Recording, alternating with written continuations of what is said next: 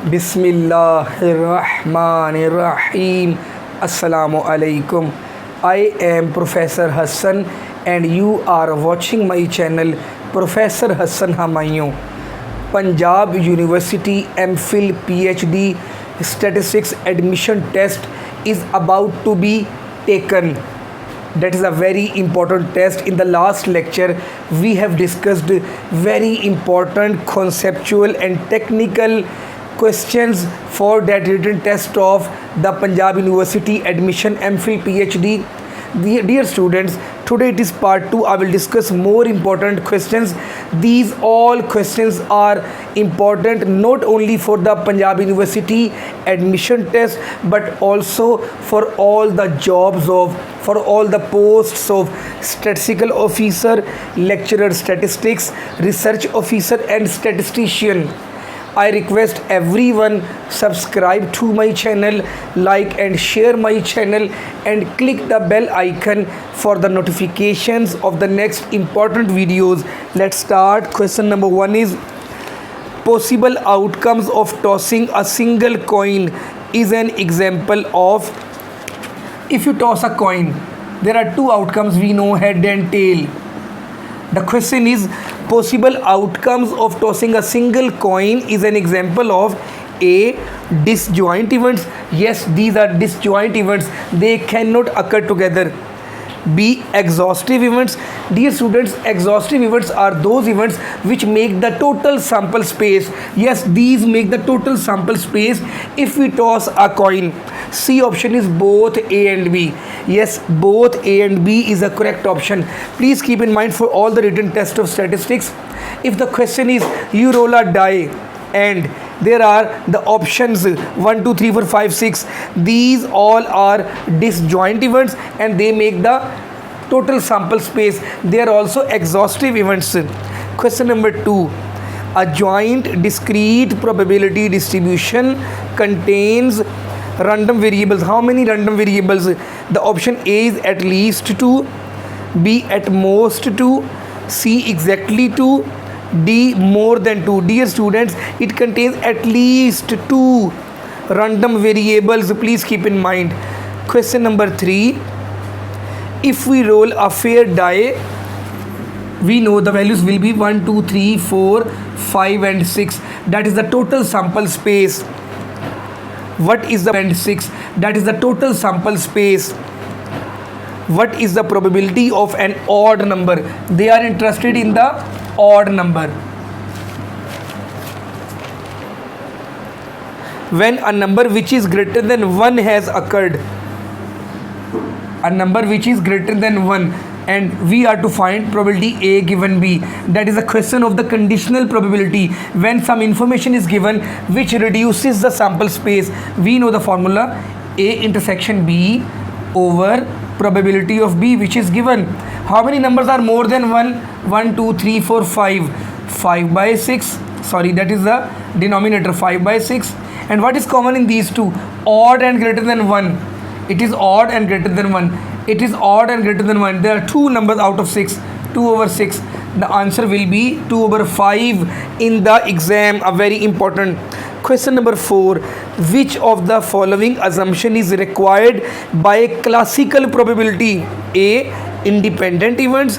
B. Equally likely events. C. Both A and B. Dear students, please keep in mind for the classical approach of the probability we need two requirements. The first one is independent events. The second one is equally likely events. Question number next 5. Consider y is a discrete random variable. The value of y with their corresponding probabilities are as follows.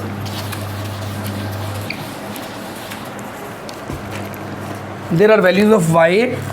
We have 1 3 5 7 9 11 13 15 and 17, and probability of y is given in the exam.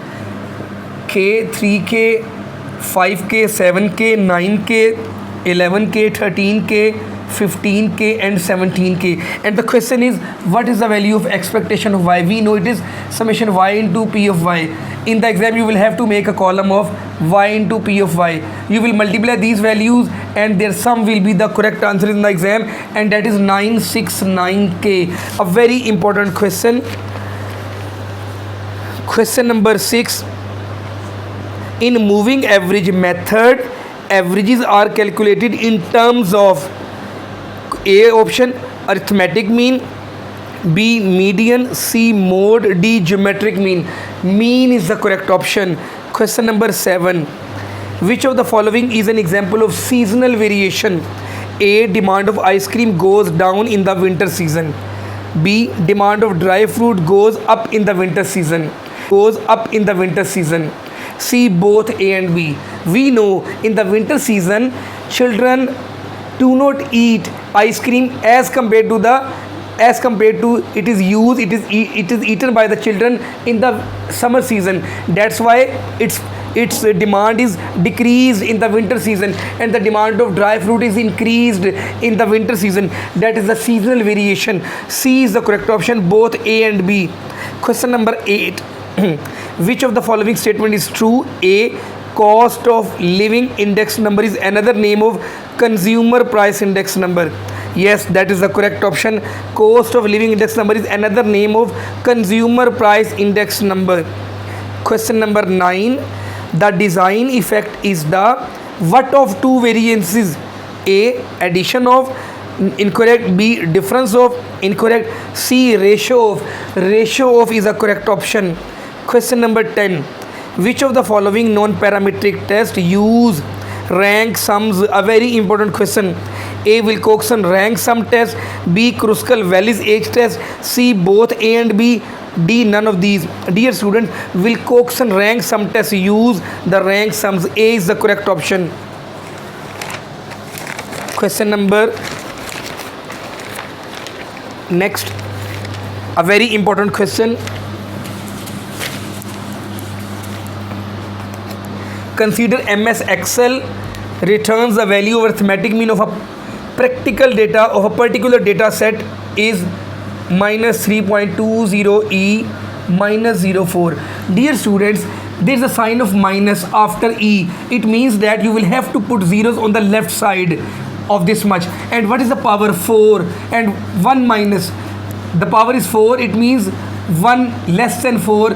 You will have to put 3 zeros. 0.000320 will be the correct option in the exam. If the power is 5, then 5 minus 1, 4. You will have to put 4 zeros. 0.000320 will be the correct option in the exam.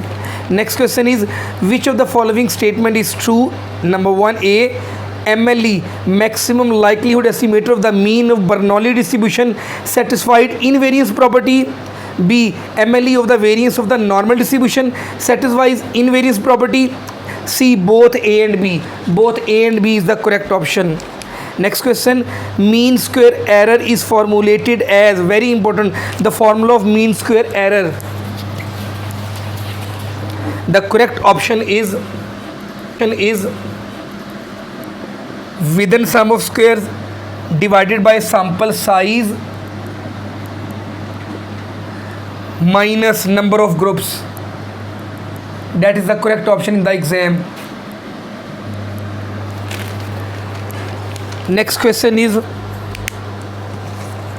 which of the following experimental design controls two-way variability? Very important question. A. RCB design. No. B. Latin square design. Yes, that is the correct option. It controls two-way variability, variation. Next question. Which of the following property is satisfied by the sine table?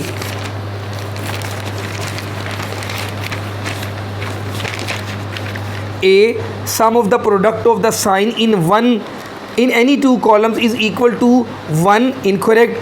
B. Sum of the product of the sines in any two columns is equal to 0. That is the correct option. It should be equal to 0. Next question. A very important one. Arithmetic mean of two regression coefficients. Arithmetic mean of two regression coefficients, BYX and BXY. its relation with R actually. Dear students, please keep in mind arithmetic mean of two regression coefficients byx plus bxy over 2 is always greater than equal to R.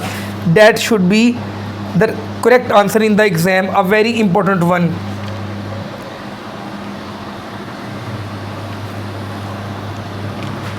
I will have to prove it for you. If you just take byx plus bxy greater than equal to 2R, byx plus bxy greater than equal to 2 into under the root byx multiplied by bxy. Take the square on both sides. Byx plus bxy whole square greater than equal to 4 byx multiplied by bxy. Square should be open. B square xy plus b square plus 2 into byx bxy greater than equal to 4 byx bxy. That will be b square yx plus b square xy minus, where is r? R should also be over here.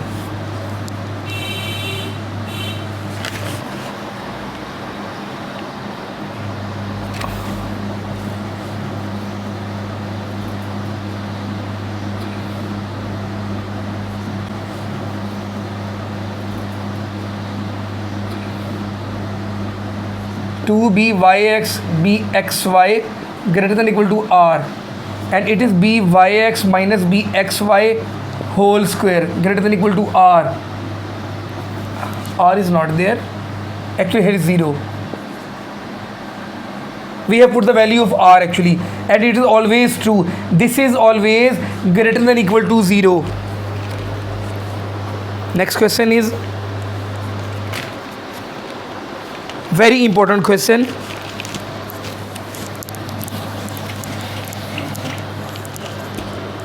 Covariance between a variable and a constant will be, if you take the covariance between a variable and a constant, that will be expectation of ax minus expectation of a into expectation of x. That will be outside a expectation of x minus a into expectation of x. Take a common, expectation of x minus expectation of x, a into 0, that will be 0. Whenever you take the covariance between a constant and a variable, answer will be equal to 0.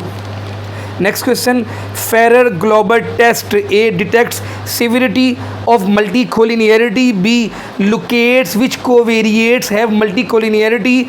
C finds the pattern of multicollinearity. D A, B and C. All are correct options, a very important one. Next question is,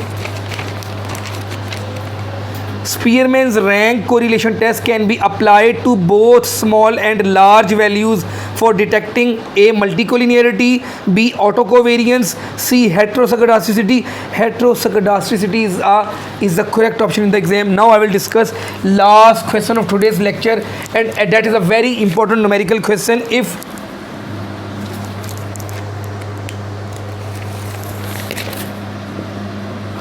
If r x y is equal to 1, r y z is equal to 0.5, r x z is equal to 0.5, you are to find r x y dot z. We know the formula is r x y minus r x z into r y z over under the root 1 minus r square x z into under the root 1 minus r square y z. Just substitute the values. Its value is 1 minus 0.5 into 0.5 divided by under the root 1 minus 0.5 square is 0.25,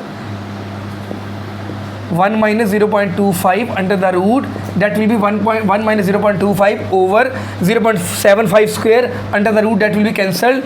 0.75 over 0.75, 1 will be the correct option in the exam. A very important question. Assalamu alaikum.